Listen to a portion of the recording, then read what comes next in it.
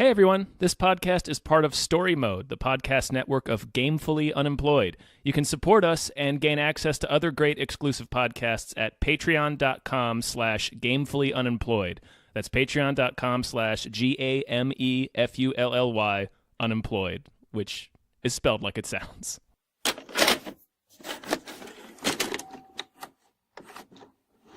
Hi, everybody. Hey everybody. Hi. My name is David Bell. I'm Tom Ryman. And we just watched Dumbo. We did.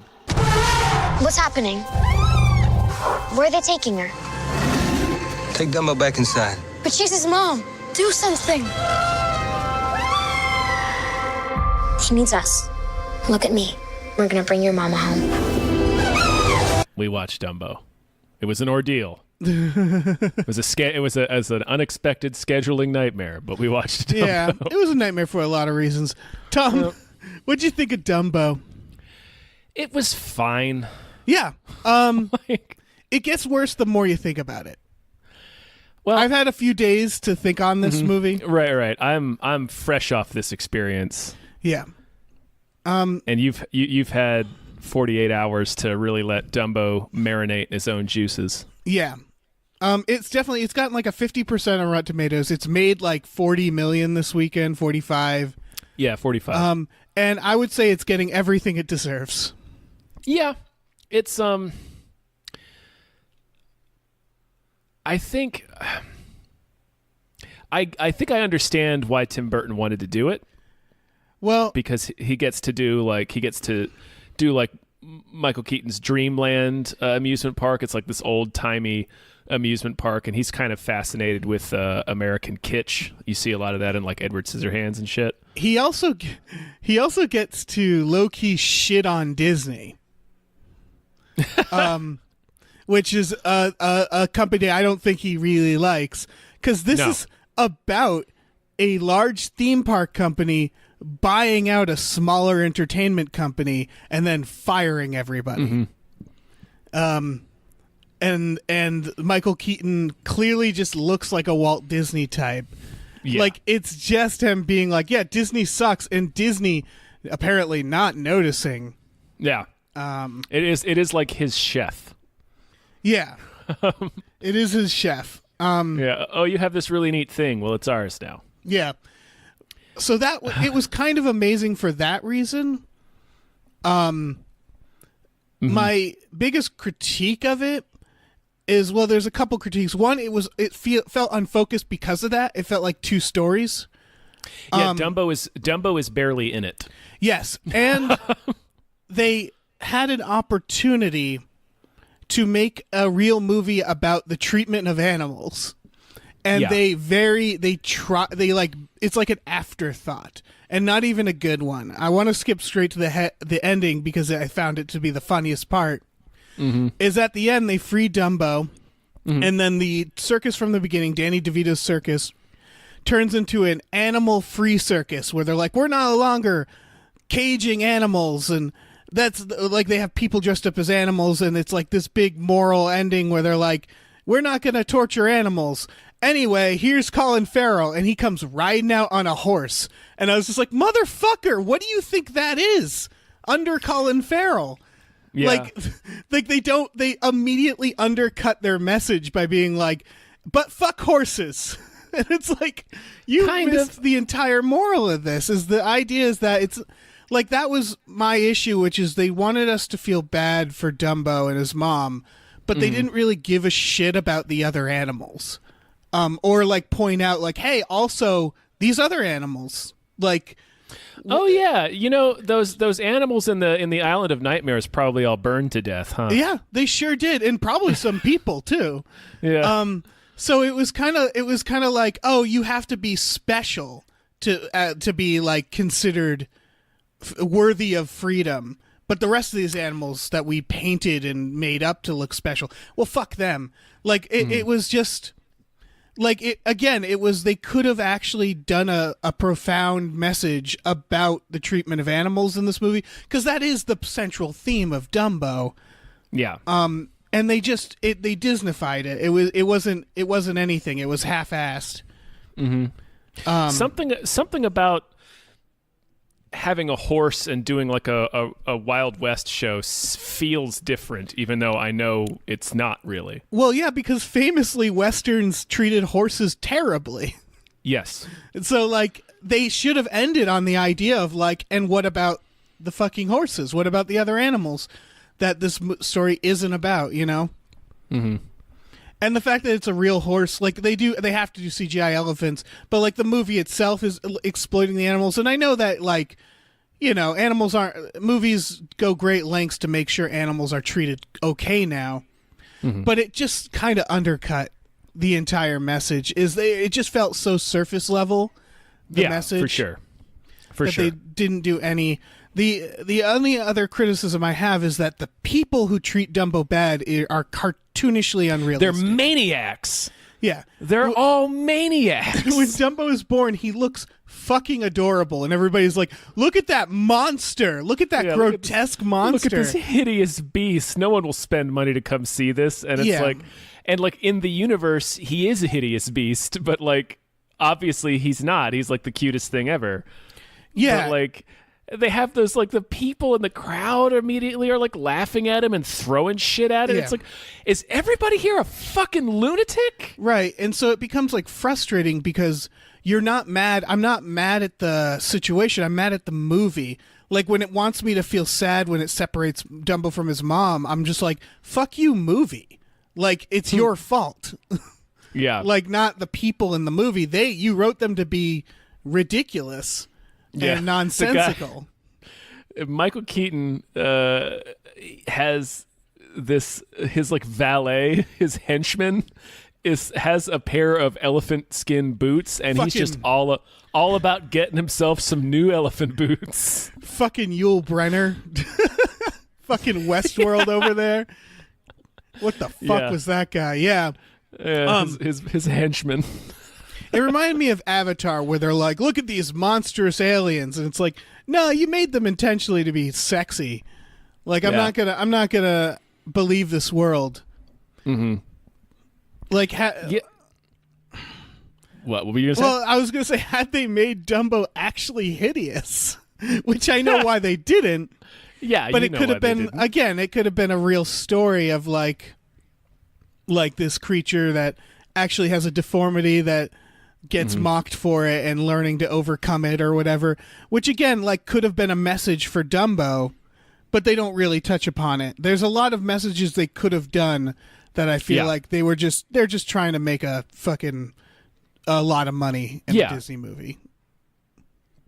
They're not trying to actually, because the ending is absolutely ghastly, where the circus is on fire and people are running and screaming out, and they're like, "You did it! Disneyland is on fire!" Yeah, and they're like, "We did it, everybody!" And it's like supposed to be this happy ending, and it's like, it's just that fucking.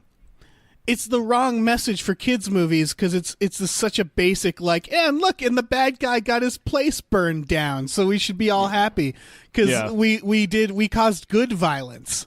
And it's just like, ugh. Well, to be fair, Michael Keaton burns down his own amusement park. They don't. Yeah, that's true. But you know what I mean, where it's he runs the into movie. he runs into his Space Needle like a lunatic and just starts smashing all these levers, which felt out of character.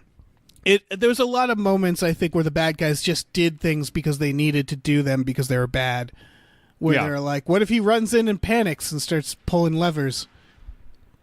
And it was like, until that moment, he's kind of a I guess they set that up guy. because, I guess they set it up a little bit by having Alan Arkin show up out of nowhere. Alan Arkin, oh my God. Alan Arkin, his character, you could tell like they only had one take.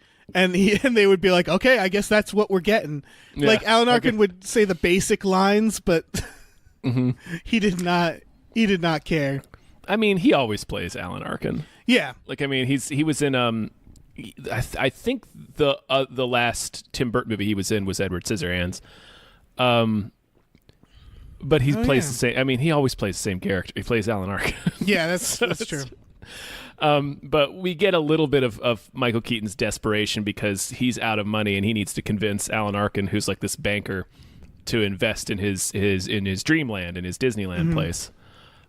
So when all the power gets shut off and like his park's shutting down and on the night of his big demonstration to like ask Alan Arkin for money, that's why he flips. They don't do it. Do enough. They definitely don't do enough of the work, but like it's very, because the Wonderland or whatever it's called, Dreamland, it's filled with people. Yeah. It's doing great. Like, so, this is clearly like when they go in a parade when he first like buys Danny DeVito out and like gives him shares of his company and it's like, hey, bring your flying elephant and all your whole troop with you. Like they come in on this huge parade in front of like thousands of people. Yeah, so they're not hurting. Like this is a wildly successful venture, it seems. Yeah. like, and it takes place in like 1917, I think. Right. Around there. So like this is a big deal that he's got Disneyland in the teens. Yeah, it feels like there was something to this, because the idea is what happens when you're overtaken by a company that's so big that they can do whatever they want. They have all the money, but then they make it that their downfall, their weakness is they don't have money. And it's like, no, that should be the thing that it's like it should be about, despite having all the money, they fail somehow. But instead, they make it so that their weakness is they need money, even though they don't seem to need money at all. Even though they have all the money. Yeah, it's strange. Like, adding Alan Arkin's character was really odd.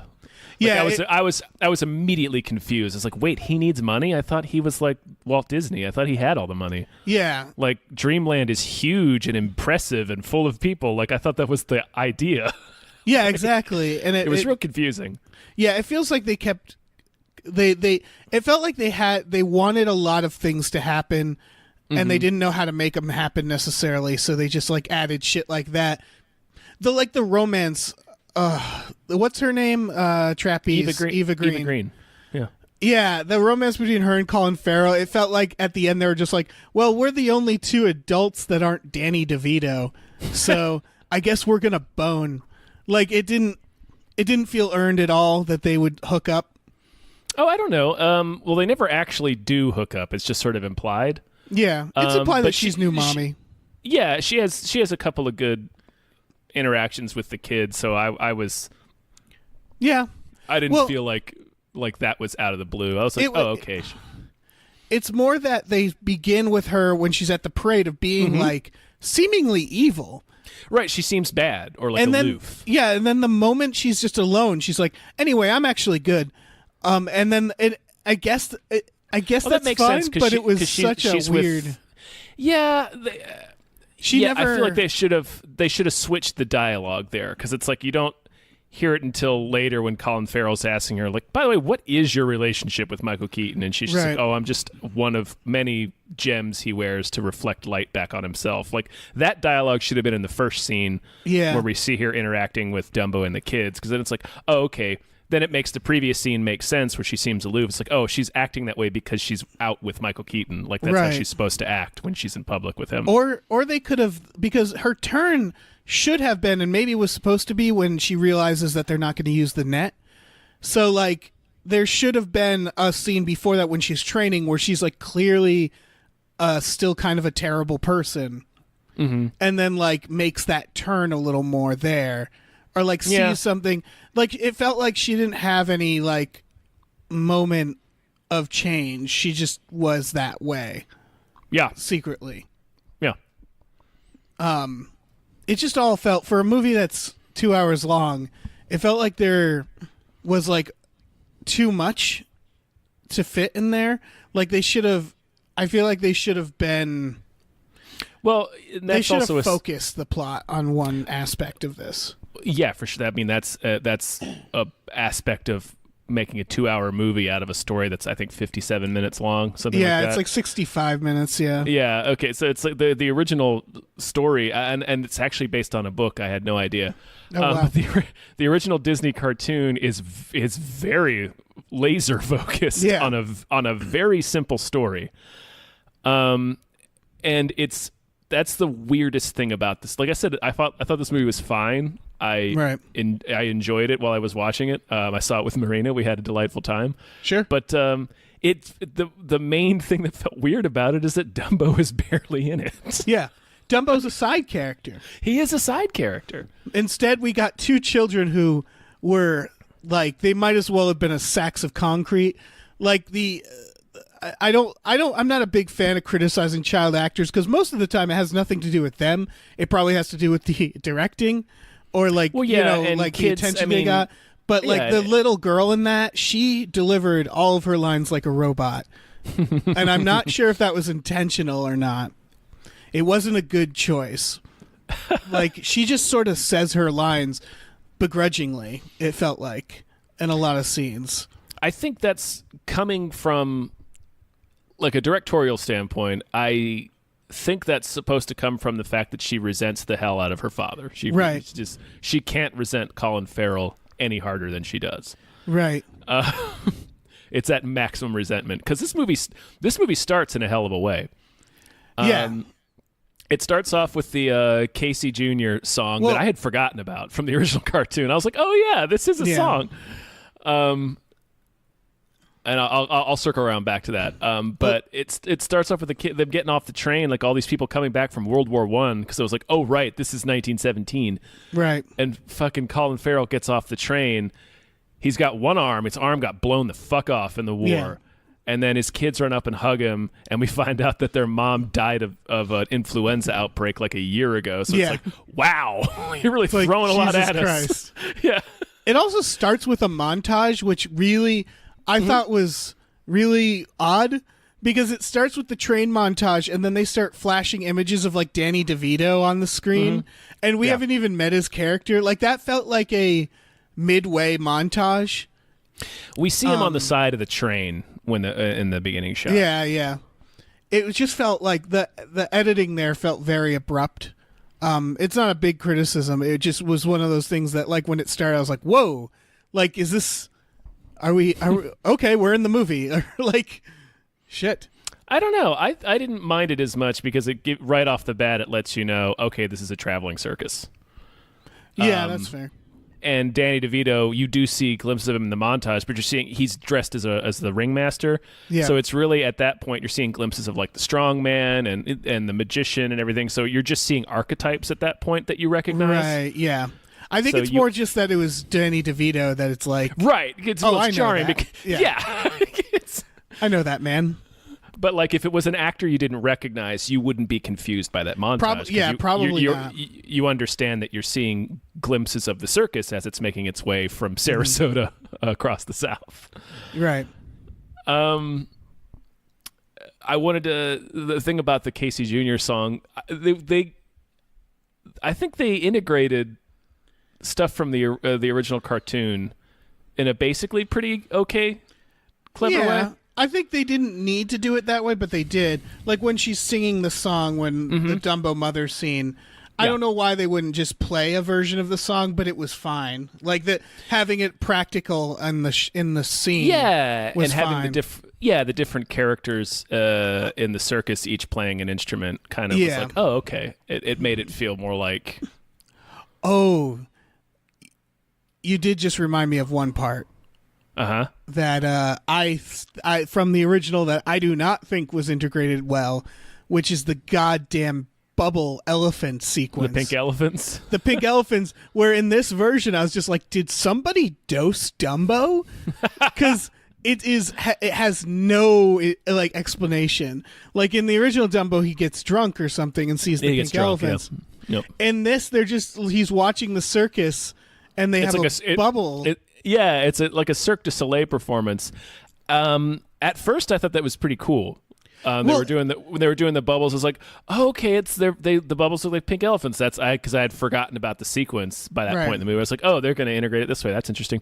But then the bubbles start like moving on their own, and like the whole pink elephant sequence plays out. Yes, that lost me a little bit. Yeah, well, all right. Well, just leave it as them be bubbles that look like pink elephants because of the lighting in the circuit. Like, that's fine. That's a clever way to do that. Like, don't actually animate them because that's not possible. Yeah, because it was one of those things where in a vacuum, that scene, it looked good. Like, I liked how it was done, but it was like, okay, wait, are we all seeing this? Is Dumbo Yeah. just seeing this? What the fuck is happening? Like, the movie comes to a complete stop for that sequence. It really is out of nowhere because it's the opening bit to introduce Dumbo's routine at, I think they're at Michael Keaton's circus now, aren't they? Yeah, I think so. So it's too. like their big Cirque du Soleil opening to Dumbo's debut performance. And so it's just like he's walking out there like, okay, Dumbo, get ready. You're about to go on. And then the bubble show starts, and he just is Dumbo sitting there tapping his foot to the beat, watching these pink elephants for about a minute and a half. Yeah. And if you're not 90 and haven't seen the original and have no idea what that is, you're going to be like, what the fuck is happening? Yeah. And then you're going to spend the rest of the movie being like, but what was the deal with those elephants? Was Dumbo magic? What was happening there? Why did that happen? And why did no one address it later? Like, it's so weird. I do want to talk about the fact that Tim Burton directed this, because this movie isn't badly directed, but it's in one of those cases where I'm like, why did you need Tim Burton for this? Why can't Tim Burton be doing something else with his time? Because this didn't feel very Tim Burton. The cast felt very Tim Burton, but it had a little bit of not at all the same emotion, but it had a little bit of like a Edward Scissorhands Big Fish feel to it, in that it's like this fable that's in like sort of a kitschy or modern-ish context. Right. There were definitely some moments where I could tell he got briefly excited about directing it. But for the most part, it felt like his heart wasn't in this. Oh, definitely not. Like that's like I said, it's not. I mentioned Big Fish, but it has nowhere near the emotional impact that Big Fish does. No, this is him collecting a paycheck. Pretty much. You can tell he got excited about making Dreamland. Yeah. That's the most Tim Burton-esque. Yeah. He moment. got there. He was like, "Yeah, I'm in this." Yeah, and the message about Disney that was snuck in there, I think, is very Tim Burton. But I think other than that, I think he was just sort of getting through the day. Just hanging out with his old friends, fucking got a bunch of his old Penguin and Batman, and just being like, "Hey, we're having a great time. We're making some money." They get a couple of scenes together.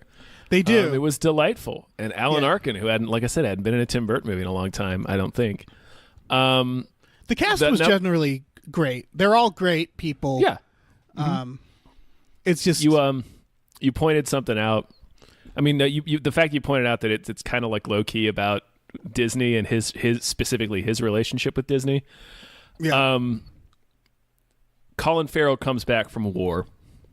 He's like he's the world famous Holt Farrier. By the way, it took about halfway through the movie before I realized he's a horse show guy and his name is Farrier. He and his wife had this like famous horse show. Like they had these beautiful horses. They would do all these riding tricks and rope tricks and stuff. So he gets back, like they were like the headline of the circus. So he gets back from the war and he's like, "So I can do my horse show again, right?" It's like, "Well, no, because we had to sell the horses. Your wife died. You were at war. There wasn't anything we could do with them. But we got a job for you. You can shovel Dumbo's shit." Yeah. And that's literally what Colin Farrell says. And then it at one point it cuts to a shot of him shoveling elephant shit. Yeah, and then there's a part and where that's just like, I'm just saying that's a good metaphor for, I guess, how he feels about making a Dumbo movie. For sure. Like Colin Farrell is Tim Burton in this coming back situation. to Disney, and they're like, "Well, we got this for you." Yeah. You also reminded me, because they show several parts where like someone steps in poop. It's not every day, I feel like, that you watch a Disney movie and you get to see the shit of the main character. Mm-hmm. But you do. So you do a few times. You see Dumbo's shit twice. Yeah, you see what Dumbo has eaten on the other end. But yeah, you're totally right. Like this movie, I think, is a very bitter Tim Burton. Like, making a paycheck. The movie doesn't feel bitter necessarily. No. Because that stuff is kind of low key. Like, I didn't even think about it when I was watching it. Yeah. And you brought it up. I'm like, oh, yeah. It feels bitter in that it's half-assed. Because the other thing about Colin Farrell, like one of the reasons he has one arm, which they don't call too much attention to it. Mm-hmm. It's a plot point, but they don't treat it like he's a monster or anything. Like they don't go overboard. But it is about like Colin Farrell, he's physically different than everybody else, meeting Dumbo, who's physically different than everybody else, and like kind of sympathizing with him. But they don't do much with that. Not really. Because the movie isn't about one main thing. It's not about a Disney takeover. It's not about animal cruelty. It's not about being physically different. It has pieces of all those, but it doesn't really know which lesson to teach. Yeah, it never focuses on one of them. Yeah. It just kind of it paints all of those with a very broad brush. Yeah. Which I think is I keep talking about it because I think it's the biggest problem with this movie for me. It just seemed a little unfocused. Yeah. I'll agree with that. Can we talk about Michael Keaton's performance? Yes. He was having fun. Oh, he was having a blast. He was like, I'm back in a Tim Burton film, fellas. Yep. He straight up does the Beetlejuice voice at one point. Does he really? Mm-hmm. Yeah, in the scene where he first shows up at Danny DeVito's circus and then talks to him in the tent, and then it's in the scene when they're walking out in the field outside the tent. He basically proposes bringing him in as a partner. Like, he points with his cane and says something about the future, and it's fucking Beetlejuice. That's great. Like, it's just he is having a blast. Yeah. Yeah. He's getting flashbacks. He's on set. He's got Tim Burton there. He probably just, no one told him to do Beetlejuice, and then they ended the take, and Tim Burton was probably just like, I think it was Beetlejuice, but let's move on. It's good. Nobody told him to do anything. No. It's very clear that he just went nuts. He showed up with a specific thing in his mind. I wouldn't be surprised if he brought that wig to set. Like, he's just like, look what I got. And Tim's like, that's great, man. Let's do it. Like, yeah, that's great. That's great. Yeah, because I think Michael Keaton might have been more excited than Tim Burton about this movie. Because he does, for a role that like doesn't really exist I don't think it doesn't exist at all in the original. No, it doesn't. That isn't iconic in any way.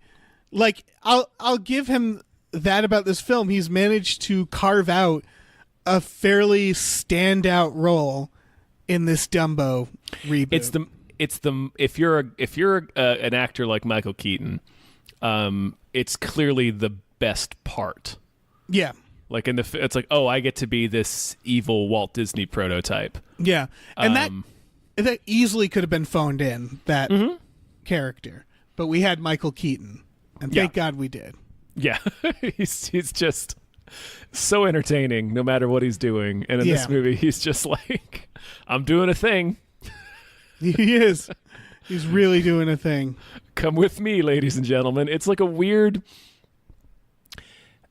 It's like a mix between like Beetlejuice and Willy Wonka. Yeah. It's like it's never not sinister. No, it's always sinister. Yeah. Yeah. Like you don't trust a thing he says. No, because he's just clearly evil. Yeah, he's clearly the bad guy. Yeah. He has a great line when he's just like, "All right, well, we don't want Dumbo to be distracted, so why don't we take Mrs. Jumbo out and just kill her?" Yeah. Which again, it was a good line. It was a good moment. But doesn't it make infinitely more sense to just keep Dumbo with his mother? Like, yeah, I don't understand that decision. Point, they have both elephants. It's that where the villains are cartoonishly evil in a way that undermines themselves. Where it's like they go out of their way to be evil. Mm-hmm. And it makes it hard for the message of like, if they were doing like an evil corporation that's heartless, they could have accomplished the same thing if it was something where like the mother is still considered dangerous, and they're like, no, we just have to get rid of her. Or they don't have the mother, and they're like, well, we're not going to buy another elephant for this elephant. Yeah, what are we going to do with it? But like, even from the most cold corporate perspective, if they're like, look, this elephant will be infinitely easier to work with if it's with its mother, they would just be like, all right, well, we have the mother, let's just put them in the same fucking cage. Like, problem solved, everybody's happy, we move on. He does kind of the thing I wanted to point out about that line wasn't the fact that, well, we'll just kill the mother. It's that the other guy, one of his henchmen, speaks up and it's like, well, like, you can't just kill the elephant. He just kind of gives him this blank look and says, why not? Yeah. But we do get a little bit of dialogue from Michael Keaton where he's like, no, he's not going to calm down if we put her with his mom. His mom's a crazy elephant. Killed a guy. Right. Like, he's not going to do what you say. He's going to do what his mom says. So right, we get a little bit of his logic there, but it's that thing of like Michael Keaton's character, as entertaining as he is, like the truth is, and like there's a lot of CEOs that are bad people, obviously, but the truth is you don't build a park that big and that successful without understanding like people, you know? Yeah. Without giving people what they want. Right. Like even like you were saying, even from a cold bottom line standpoint, it is a baffling decision. It's like, well, we already have the mother. Let's just, problem solved. Yeah, like I would have loved the villain to be a boardroom, like a cold calculating boardroom of people who are just idiots, you know? Mm-hmm. That would have been more on brand for Disney too. Like, why wouldn't you even just try it? Yeah. Like, okay, we'll try putting him with the mom, and if that doesn't work, we're turning that mom into Boots. Yeah, exactly. It doesn't cost them anything. Because my guy here really likes elephant boots. Yep. He's super into it. It's strange. He probably shouldn't be working with elephants, but no, he shouldn't be anywhere near animals or children for that matter. Yep. But here he is. What can you do? It's about to be the Great Depression. I don't want to fire the guy. Yeah. Because like elephant leather is not like, is that like a sought after fabric? Like, why would you? Yeah, you just hate elephants. Delight in and be boastful of your elephant shoes. That's just like, why'd you do that's gross. Yeah. Like, why did you do that? Pointing out that it's going to be the Great Depression just made me sad for that animal-free circus at the end. Because, you know, that's not going to work out. Mm-mm. Well, yeah. The only thing they had going for them was Dumbo, and they put him on the ship to Skull Island. So they sure did. Yeah. He triumphantly flies over this huge herd of elephants at the end. I'm like, those elephants are going to lose their mind. Those elephants are going to stomp Dumbo to death. Yeah, because they're not going to understand what the hell that is. I kind of wanted. I wanted the ending to be like years later, and we see Dumbo as a grown-up elephant still with the ears, and there's like babies with the ears, and they're just building an army, and they're like, we return. Just like a squadron of flying elephants. Yeah, and then it just becomes a big problem for everybody. Because, man, they would be shitting up a storm up there. Oh, yeah, just big old elephant loads falling from the sky. Yeah, like fucking boulders killing people. Mm-hmm. Punching cars in half, sure. Yeah. Can we talk about Michael Buffer? Which one's Michael Buffer? Michael Buffer is the Let's Get Ready to Rumble guy, except he says, let's get ready for Dumbo. Yeah. He got paid for that shit because he owns the copyright on Let's Get Ready to Rumble. Mm-hmm. Technically, I think you could get away with saying let's get ready for Dumbo. Well, I mean, they brought him in to do it. They brought him in to do it in that way, which was a weird anachronistic thing to do. Yes. It was jarring. Also, he gets the crow's lines, if you noticed.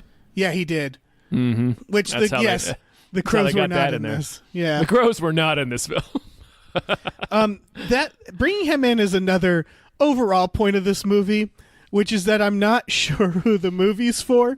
Because I told you before when I was in the audience to this, it was me. The audience filled up a little more, but when I first walked in, it was me and like a 60-year-old couple. Oh, perfect. Yeah, Then it was all it over the place in our theater too. Okay, because mine filled up a little bit, and I would say my audience was 50% people who were watching it for a podcast or to report on it.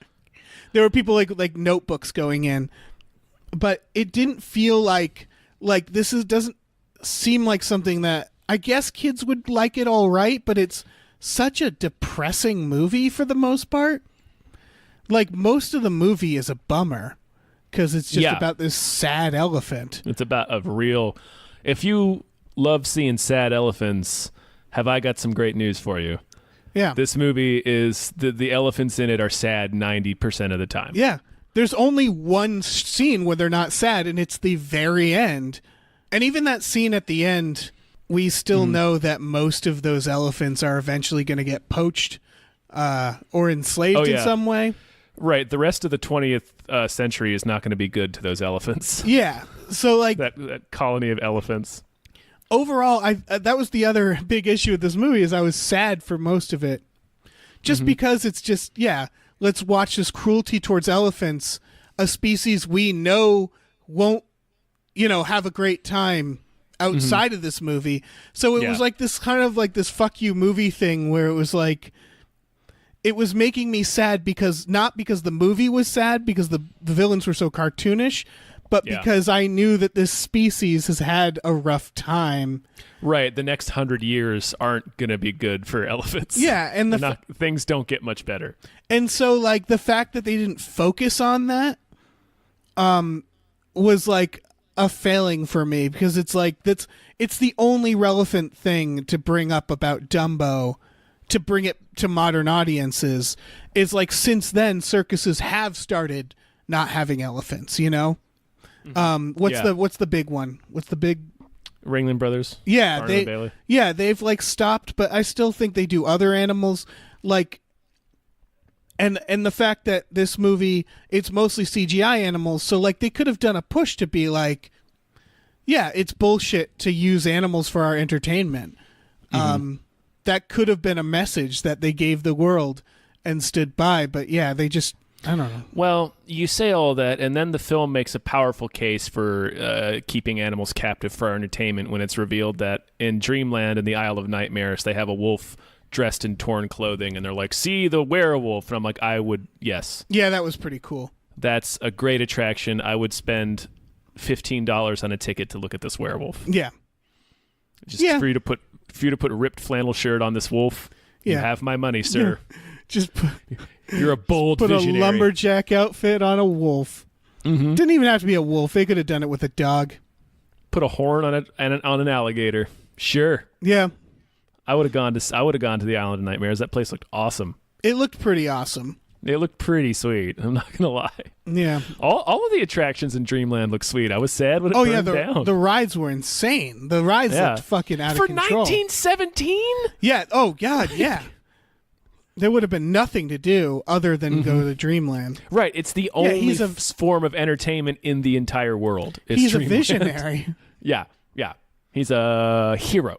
Yeah. Which again, it's such a mixed message, because I feel like the movie shows Dreamland like in a way of being like, kids, wouldn't you want to go to here? Isn't this great? We're going to burn it down now. Yep. And you can't tell me that everybody got out of there all right.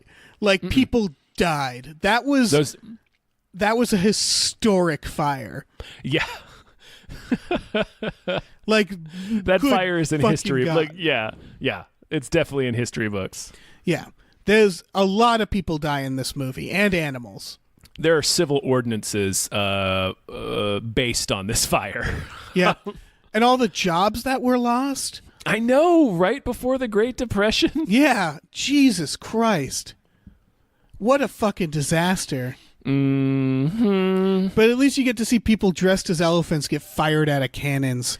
I mean, that would also... circus. I would also spend $15 to watch a guy get shot out of a cannon in an elephant costume. That's fair. I would spend a lot of money just to watch... I'm not too good for it. Yeah. I would spend a lot of money just to watch Colin Farrell ride horses around. But again... With a robot hand? With a robot hand, yeah.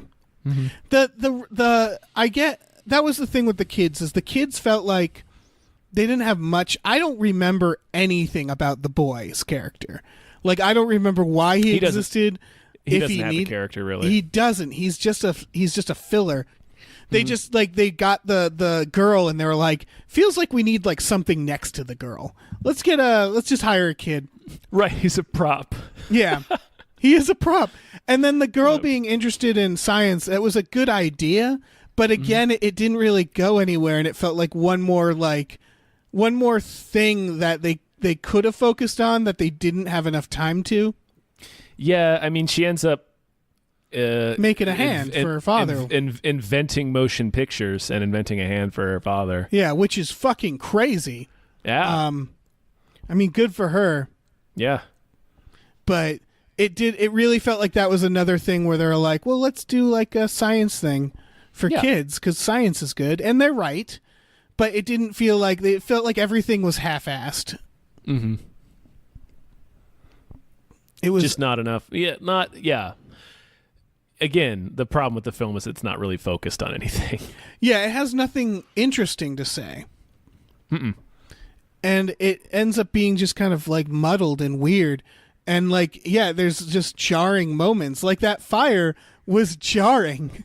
That was insane. It was unexpected, yeah. Michael Keaton runs up into the control tower like a lunatic. It's just hammering buttons and switches like a mad scientist in the park. It burns down around it. It bursts into shocking flames. Like, yeah, I don't even... How could have it... becomes completely engulfed in like seconds. How was it so flammable? I don't know. It just was. I mean, it's the teens. Everything was made out of like styrofoam and cancer back then. That's true. So, and they're showing people evacuating as the place is burning down around them, which is why I'm like, oh, people definitely died because they're just showing the people who made it out. Yeah, it is an extremely dark ending. Yeah, Michael Buffer didn't make it out. I'm just going to assume. Oh yeah, Michael Buffer was trapped beneath the burning big top. Yeah, it's a whole new meaning to let's get ready to rumble. Yeah. He's dead. Yeah, he super is. He has to be. I don't accept he made it out. Yeah. That delightful werewolf and that horned alligator, they also died. They burned to death. Mm-hmm. Those two security guards that the mermaid lady shoved in the water. They're dead. Yeah, they boiled to death probably. Mm-hmm. Mm-hmm. Or they might have drowned first. I mean, who knows? Who can say? That's the other characters, the fucking other circus performers, like they're like sort of in it. Yeah. But they're not in it enough. Like I couldn't figure out at what point. I don't think they needed to be. Yeah, it was more that I couldn't figure out at what point did they start to give a shit about Dumbo. I guess when they take away his mom. I think that's the purpose of having them play Baby Mine. Is right. That it shows that they care and they're like this kind of family. But then, like, Danny DeVito is the one who sells off the mom, and then does he even get much of a redemption? He sort of does at the very end. He tells the security guards to not mind Colin Farrell climbing up the side. He helps Dumbo escape. Yeah, I guess everybody sort of gradually gets on board with getting this elephant out of there. Yeah, everybody they fall in love with his big ass ears and his adorable little face. Yep. I do like that they can't get over the terrible idea to raise Dumbo on a tiny platform that's barely this big enough for him to stand on. Right. Like 100 feet in the air for every single performance, and every single time something goes wrong. Yeah. And they keep doing it. You don't do that to a fucking baby elephant. Elephant. There was like an 80% chance that thing was going to just splatter on the cold floor and pop like a flesh balloon in front of all those kids. Yeah. In that first thing where they put him on a platform in the clown firefighter act and raise him like to the top of the tent, I was like, oh, all these people are about to watch a baby elephant die. Yeah, and not even die probably fast. It'd take a second. Yeah. It would be twitching there on the ground while like kids cried. Just screaming at its broken legs. Yeah, just split open. Because, yeah, why not just build a nice big platform for it to walk off? Well, I mean, we learn eventually that it can take off from the ground. Yeah, it doesn't need to be up in the air. No. That was like most of the problem. Like, all they had to do was be like, hey, Dumbo, why don't you just fly for these nice people? And we'll give you here's your mom, and just fly around a few times, and everything will be fine, and you can live here. And you won't even know that there's like a whole jungle out there that's so much better. You just hang here with your mom. Yeah. It'd be great. Just chill out here. It'll be fine. No biggie. Oh, man. I don't know. The Dumbo, that whole character. Because then the fact, like, that he's like kind of a Disney icon. Like he's just hanging out with all the others. And it's like, he wouldn't want to be there. Where's his mom? Yeah. Isn't he depressed? That's the whole story. Give him his goddamn mom. He's sad. Yeah, the only acceptable version is in Roger Rabbit, where it's like, oh, okay, he's an actor. Dumbo's an actor. He works for Peanuts. He works for Peanuts. Do we have any more thoughts on Dumbo? Not really. Yeah. Like I said, I got angrier at this film the more I thought about it. It is definitely still like a solid 50% good. Because it kept my attention throughout. It could have been boring, you know. It could have been. I am recording again. Terrible, but there's some good performances in there. But it looks nice, yeah. But overall, it's just sort of a waste of everybody's time because it has no reason to exist. It doesn't bring anything sad new. It's sort of like if you I see. Here's the thing. Yes, I have a sister who has kids, and she brings kids to see movies to get them to shut up for 2 hours. At least I assume. That's my words, not hers. But like that's why you bring a kid to movies. You bring them to a movie to give them a fucking good time so they shut up and then they leave and they're like, "Oh, that was fun. I like doing this and that and that." You can't really bring a kid to this movie cuz you're just going to bum them out. So yeah, I just don't know who this movie is for. Right, like I can't, and the original Dumbo is kind of like that too. It's like I can't picture a situation in which I would just kind of plop kids down in front of this movie to just kind of like watch and hold their attention because it's like it's sad. Yeah, when I was a kid, there was a few movies my mom wouldn't let me watch, and she didn't have that much standards. But I remember the movies were Clockwork Orange, Cape Fear, and then I also remember her not wanting me to watch Dumbo because it's just sad. Yeah, I don't know. I don't want to have that conversation. So yeah, I don't know. I don't know who to recommend this for because if you're trying to take your kids to a fun movie, go see that fucking Wonder Park or whatever, which I hear is still kind of a bummer. But most kids I think would like it more than fucking Dumbo. Go take them to see Captain Marvel. I don't know. Sure. I don't know. It seems like it might be more substantive than Wonder Park, but who can say? Yeah, I haven't seen Wonder Park. But it's just, and I'm all for because kids movies don't have to be dumb just because they're for kids, right? But the Dumbo isn't smart either. That's the thing. No, it's just kind of depressing. I thought for most of it. It ends with a carnival fire. Like they burned down Disney. Yeah, they burned down Disneyland. They give in 1917. Yeah, there's so many reasons for a kid to cry during this movie. Yeah, there's a lot. And if you're an adult, like, I don't know, man, what are you doing watching Dumbo? Hey, why did we do it? I don't know. Yeah, we did it for that sweet cheddar. That sweet, sweet clicks. Yeah. All right, so that's our review of Dumbo. Yeah, it's sure fine. is. It's fine. It's fine. It's fine. Watch it on streaming or something, and then shut it off if you don't want to. I don't know. If you're a big Dumbo fan, I guess go see this. Mm-hmm. If you're really into Dumbo, that big demographic they were leaning heavily on when they put this out. So yeah, that's a sode. Yeah. Yeah. We have things to plug. You should go to our Patreon, patreon.com/gamefullyunemployed, where you'll find exclusive podcasts like Tom and Jeff Watch Batman and Fox Mulder is a Maniac. Both good shows. Yup. Yeah. Also, we stream. We stream video games. Twitch.tv/gamefully_unemployed. Yep. Check that out.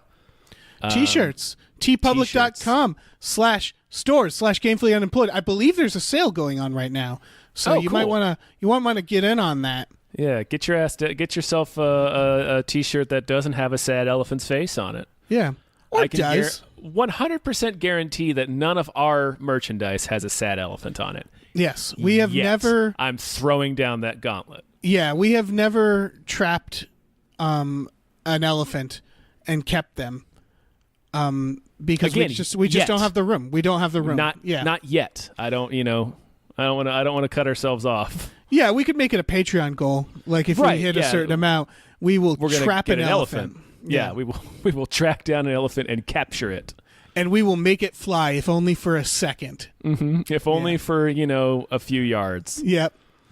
Good times. A trebuchet will also be one of our tiers. Oh, God, yeah.